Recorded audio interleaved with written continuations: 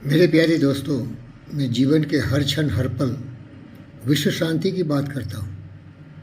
और शांति तो परिणाम है, रिजल्ट है हमारी सोच का, हमारे क्रियाकलापों का। तो सोच कैसा हो जिससे कि हम शांति में हो और हमारी शांति में का जो वाइब्रेशन से हमारे मस्तिष्क से वो निकल के पूरे ब्रह्मांड में व्याप्त हो जाए।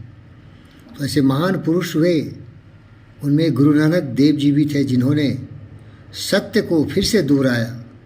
पहली बार वो कुछ बता के नहीं गए।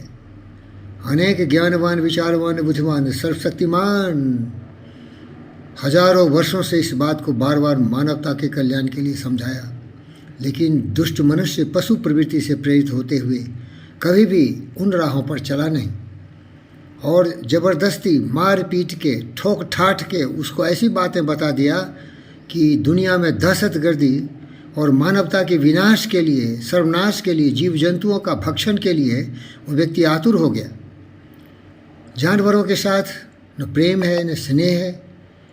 लेकिन ये मनुष्य जाति का सबसे बड़ा उत्तरदायित्व है कि जो बेसहारे हों, बेचारे हों, जो केवल जीवन जीना चाहते हैं, उनको जीने देने की प्रेरणा मनुष्य में होनी चाहिए। उसके लिए उस मनुष्य को विवेकानंद, गौतम, सिद्धार्थ, बुद्ध और फकीर योगी, वीरेंद्र योगी होना पड़ेगा और उसके मन में आत्मवत सर्वभूतेषु, सारी आत्माएं समान है, ये जीवन में लाना पड़ेगा। क्योंकि जिस तरह की भावना अनुभूति हमें होती है जीवन जीने में, उसी तरह से पशु पक्षी जीव जंतु जितने भी हैं मानव के साथ उनकी भी यही भावना होती है। लेकिन किसको फिक्र है दूसरे की भावना का। और दारिंदा दुष्ट मनुष्य का ही शत्रु हो गया तो जीव जंतु की तो भूल ही जाइए। पुतिन और जेलेंस्की की लड़ाई, रूस और यूक्रेन का देखिए कैसे मानवता का संहार हो रहा है, तांडव नृत्य हो रहा है, एक दूसरे को मार देने की महाभारत की लड़ाई जैसा महायुद्ध चला रहा है।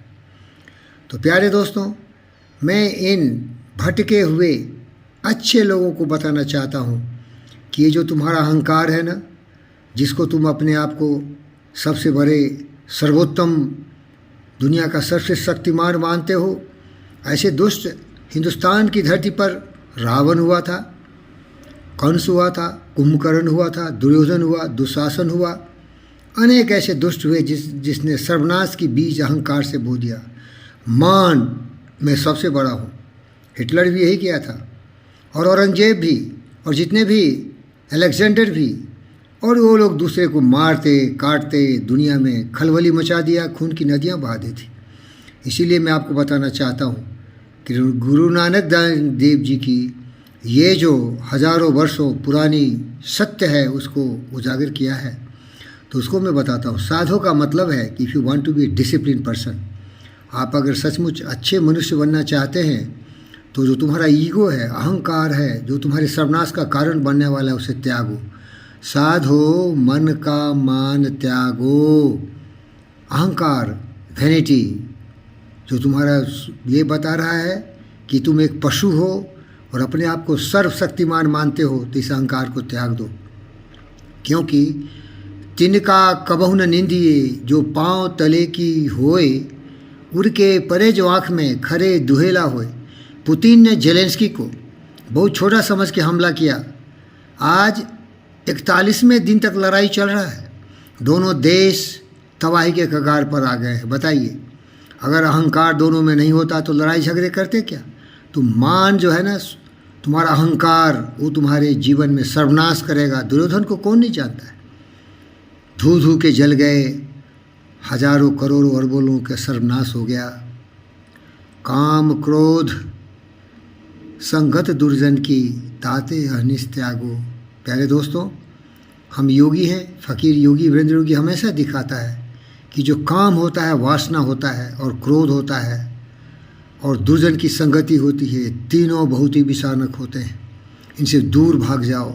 क्योंकि जब दुर्जन मिल जाएंगे ना, तो वो तुम्हारे शरीर में ऐसे लिपट जाएंगे जो कि वो बुझधर नाग है, जो कि जहरीला है, छोड़ेगा नहीं, बार बार डंक मारेगा तुम्हें। जब तक तुम तरफ तरफ के उनके त्राही त्राही करके मर नहीं जाओगे ना, तो भाग जाना। लड़ना नहीं, भिड़ना नहीं, बातचीत भी नहीं करना, उनको दूर से ही नमस्ते करके भागो। काम और क्रोध को भी भागो, क्योंकि जानते हो, जहाँ क्रोध तहाँ काल है, जहाँ लोभ तहाँ पाप। समझ लो, जहाँ क्रोध है वहाँ सर्वनाश है, जहाँ दया तहाँ धर्म है, जहाँ क्षमा तहाँ आप। इसीलिए दयालु बनो, करुणा में बनो। तो समझ लो, मान को त्याग दो, काम क्रोध संगत दुर्जनी इनको भी त्याग डालो। अब दूसरे पर हम ध्यान देते हैं।